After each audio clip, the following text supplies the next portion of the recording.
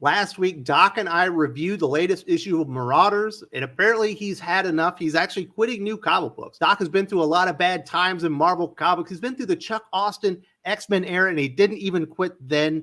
I know a lot of people saw this on social media, and you wanted to hear from Doc. What the hell happened? Why are you quitting new comic books? So we're going to have this conversation. Normally, I do edit my videos, but this is the Doc show now. I'm just here to facilitate the conversation, ask a few questions here and there, but you are going to get Doc fully unedited for as long as this actually goes on. So you quit new comic books, Doc. What was the final straw? What happened? Oh, I think it was a combination of the announcements for all of the stupid events. Marauders definitely had a little bit to do with that. It was so abysmal that I just was like, nope. And the fact that they're still just rearranging deck chairs on the Titanic, thinking that somehow, some way, Jerry Duggan, Vita Ayala, Tinny Howard, Danny Lore, even Ben Percy, Leah Williams, you even got Stephanie Phillips now, Doc. Yeah, that any of them can, and fucking Kieran Gillen, have any business in a serious industry writing comic books. I'm sorry, but the best that they would ever accomplish in a serious industry is getting somebody else's coffee or sharpening their fucking pencils. That's it. But you've survived the X-Men Colors edition where they had X-Men Blue, Yellow, Red. Red by Tom Taylor was probably just as bad as anything they're doing now. You've survived the Chuck Austin era. You survived so many bad eras in X-Men. What is it about this one in particular that made you have to give up? During all those other eras, there was at least like one redeeming title, like one that was not absolutely unbelievably, irredeemably atrocious. X-Men Gold had periods of being really good during the color eras. During the Chuck Austin era, I could go, when he was on Uncanny, I could go to New X-Men. When he ended up on New X-Men, I could go to Uncanny because I can't remember who was over on that at the time, but it was decent. In all the eras, there was always something that I could grasp onto and be like, okay, at least this one was good. I can ignore the other books. I can ignore the rest of the line. At least this one is telling a competent and coherent story. We've reached a point, especially during the Krakoan era, where there is no competent story to tell. All of the things that I identified at the end of House of X, Powers of X, that were going to be big plot, like big storytelling issues, have come to pass. And not only have they not been recognized as problems, they've been embraced by that fucking office. Yeah, it's not a very good area here, Doc. I gotta admit that even the Shield Media has got some articles saying, hey, it's time to move past the Krakoan era here. Now, normally you have a couple of other characters in comic books that you can turn to, Spider-Man kind of being the big one, but you also like Batman and stuff. Zeb Wells on Spider-Man. Is that not enough to keep you around on New Marvel? Zeb Wells Spider-Man has become almost unreadable already. It was okay for the first couple issues. The whole big mystery of what Peter did has just been completely abandoned because the whole point of that, Peter did something that drove Mary Jane away so bad that she started dating fucking Shaun White, apparently. And all of that shit completely abandoned. Don't even acknowledge it. It hasn't even been brought up since issue 2. We're on issue 11, 12 now. And yeah, it's like J.J. Abrams is writing it or something. Yeah, the all the mystery that was down there, that was the hook, got abandoned so that Zeb Wells can write a very middling ode to fucking Dan Slott with having Techno Spider-Man again, because Superior Spider-Man didn't already fucking do this. And not only that, but he keeps getting dragged into all these events. First it was he ended up at the Hellfire Gala, and now he was stuck in having that issue where he was basically dealing with Gwen. Was he in Devil's Reign too? Yeah, he was in. I don't know if he was in Devil. I think he had a mini series for that, like a spin-off, like Devil's Reign Spider-Man. It wasn't part of the ASM book. Definitely King in Black though. Yeah, but that was back in the previous volume. Yeah. But he then gets dragged into this stupid Axe Judgment Day shit, and now we're going right into Dark Web. At what point do you get back to the fucking hook for the book? Nothing here is interesting enough. And I'll be honest, that last issue with Nick Dragotta's art was almost as bad as fucking Soy Face Spidey from the Peter Parker Spectacular Spider-Man issue that almost made me drop that book before, Chip Zdarsky actually managed to write it competently after that. No, this was... I can't even bring myself to give a fuck about Spider-Man, and I definitely don't give a shit about him being an asshole to everyone, and with Mary Jane not even wanting to speak to him. It's one thing if she's out of the book. If it's another thing if she's like, fuck you, Peter, every time she sees him, and him making besties with Norman. I'm sorry. You've gotten away from so many of the central tenets of what makes a good Spider-Man book work that has become unreadable too. And those are my two core. Like, I like Batman, but I have never. There has been 3 occasions in my life where I read Batman for more than 12 issues straight. I would drop it. I would come back to it.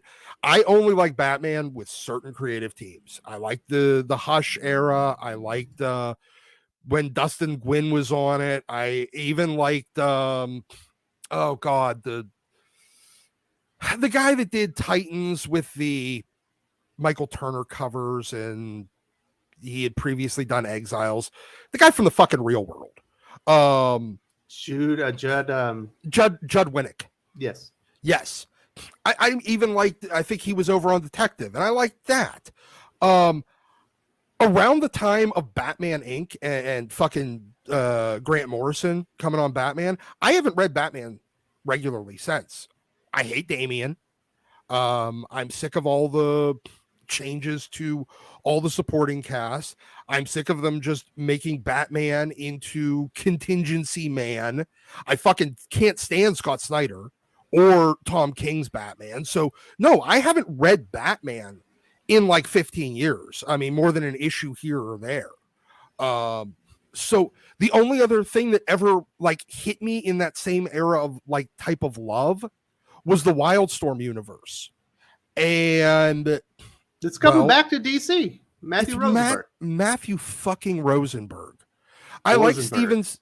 Yeah, I like Steven Segovia's art, but that's definitely not enough. And look, the whole point of Wildcats, and especially the Wildstorm universe, was that it was something.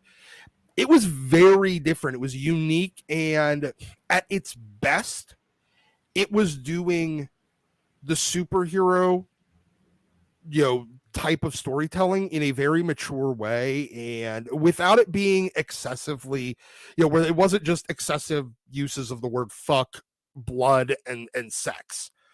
Like the Warren Ellis, Mark Miller era, the Eye of the Storm era, with Wildcats Volume 2, Wildcats version 3.0, Point Blank, Sleeper, all that stuff was really, really interesting.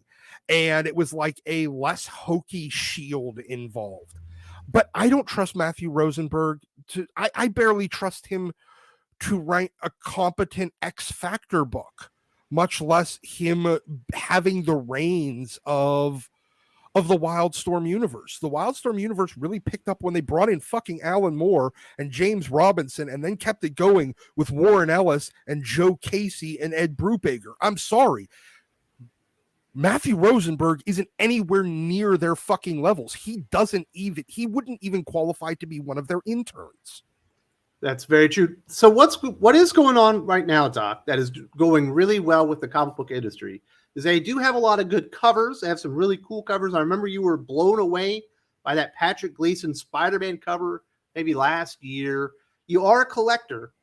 The covers aren't enough to keep you in, just for a little while and satiate you? No. If I want just covers, I'll just go buy prints at conventions. I'll buy fucking posters. I'll buy pinups. The whole point of a cover is to be seen, but it's also to entice you to read the inside of a comic book. If all you're going to do is, I would be more apt to buy a pinup book right now, or another fucking swimsuit issue, or just a calendar. Marvel Masterpieces hardcover of beautiful, iconic cover art or print art, because that's all it is. There's no fucking juice behind the inside this thing. I mean, you open it up and you were just sorely disappointed. It's not worth $4, $5, or in the case of a lot of your like really cool sought after ratio variants, $10, $20, $50, $200. It's not fucking worth that when the content in the book is complete and utter shit. It's unreadable tripe. Well, it's crazy. That's like the thing that's keeping the industry afloat right now, Doc. Do you think it doesn't have the longevity or legs that it appears that the industry is betting on? Oh, absolutely not. You've seen it already. I see ratio variants in the shops, the high ratio variants that just sit there. They don't sell anymore. They're still sitting there. Periodically you'll get one really great artist that has, a super fan willing to blow out the $50 or $100 for that cover.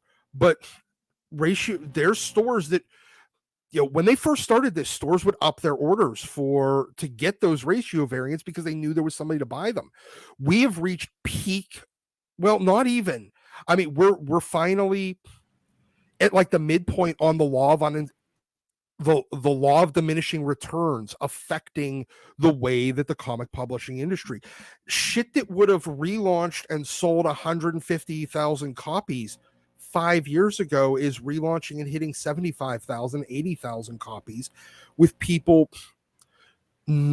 stores not artificially increasing their order totals in order to get a specific ratio to just satisfy one whale customer. And a lot of the whale customers are saying, you know what, fuck it, I'm done. Like me. It's crazy. You talk about the law of unintended consequences. Not that long ago for DC, you had an A cover, a B cover, and then if it was a number one issue or some type of milestone, or maybe a new character was going to like debut or something, you would get a ratio variant. It wouldn't happen very often. Now every single DC comic essentially has a ratio variant.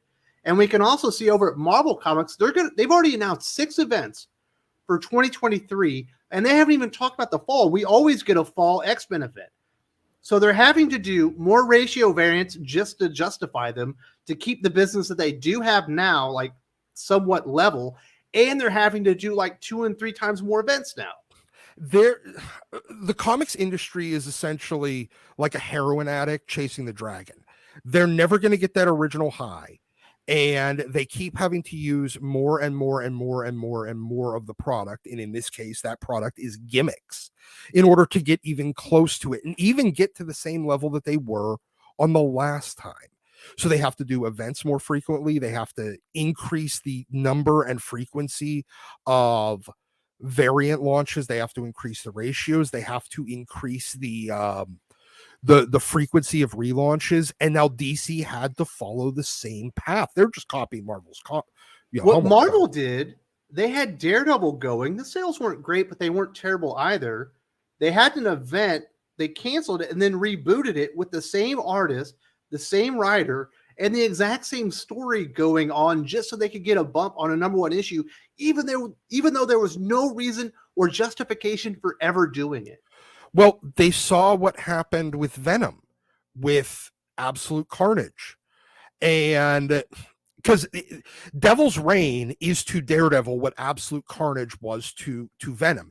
It was the payoff of a story arc or a long running plot that they took out of the story, made it into an event rather than doing it as, a big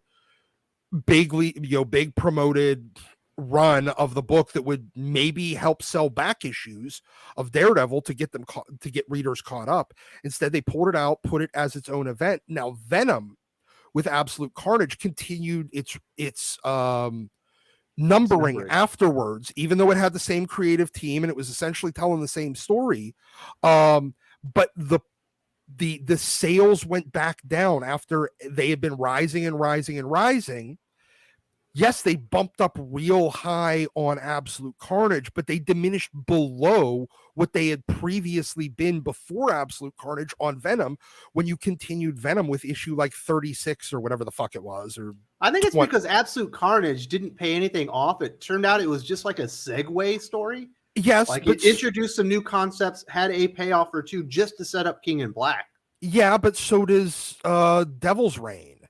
It's the same thing. It's a segue story, but they saw that what it did to the Venom numbers after Absolute Carnage, because you're giving the fucking readers a jumping off point, and they finished the story, even though it didn't really finish the story.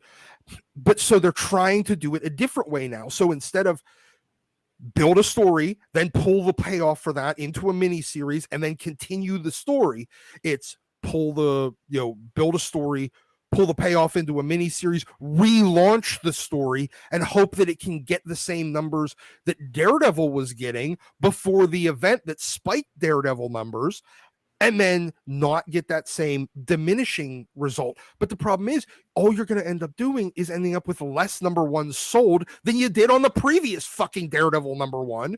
If it was 90,000 before on the launch, it's going to be 80,000 this time, 75,000 next time, 70 the next time. You're driving the fucking readers away, and you don't even recognize it. There's thousands of people out here telling you, buy with their dollars, and vocally, like me, like you, like some of the other YouTubers, stop this shit, and instead they double down on it. So, Doc, every week I do a best comic books of the week, and we tend to focus more on indie books. We recommend more indie stuff than DC or Marvel. I know you're not going to read manga. You've made that very clear. You read indies in the past. You were a big fan of Wildcat and all that stuff. I know you have a few other books there, but are the indie books not enough to keep you around in comic books? Like if X-Men and Spider-Man are just shit, there's just nothing to keep you around? No, they're not enough to justify me getting in the car, driving to the store, paying money, and leaving. I'm sorry. If I wander past a comic shop in my otherwise, daily life, maybe, but they're not enough to get me to get in the car and make it appointment viewing. I can like it. I mean, it's like going into a restaurant, walking in, saying, I want steak, potatoes, and broccoli. And they're saying like, well, we have the broccoli. And me going, well, what about the steak and potatoes? Well, we can't give you that. I'm not going to the fucking restaurant for broccoli. I'm there for steak and potatoes. If I can't get if I get broccoli with it, great. And I'm sorry, but X-Men and Amazing Spider-Man are my steak and potatoes. If Wildstorm still existed in its previous incarnation, maybe that would be like half of my steak or half of my potato or the butter on my potato. But at the same time, I don't know. I'm not getting in the store to go and buy fucking broccoli. And that is what all these indie books, I like Moon Knight. It's a good book, but guess what? It's not enough to make me get in the car and drive to the fucking store. I like Gunslinger Spawn. Not enough to get me in the car and drive to the store. None of these books were enough to incentivize me to actually get up, go, spend money, and then all the rest of those things, all the Moon Knights, the Gunslinger Spawns, the even White Knight, They were all the books that I bought because I was at the store already. They are add-on purchases. They are not the feature attraction. And Marvel and DC are never going to understand that you need feature attractions. I mean, we had years of Gail Simone bitching about tent poles and actively saying we are chopping down the tent poles. Guess what, bitch? When the tent poles get chopped down, the fucking tent falls. Well, you need the tent poles, like you said. Those are the anchor books that keep people coming back weekly, and that's why normally you put your best writer on Spider-Man, you put your best writer on Batman, maybe your second best writer on X-Men. You put your best artist on those titles because people are going to keep coming back and buying those titles each and every week because the character's popularity kind of transcends even the publisher at that point. But I get what you're saying. Like, it's hard for me to read any X-Men right now. If I was like an X-Men fanatic like you, I would be depressed. I am depressed a little bit just because of all comics, like there's issues everywhere, but there are good titles at both publishers. But if they don't have like those main titles that have been bringing you in for decades, I could understand or maybe Gunslinger Spawn just isn't enough to entice you back into the shop.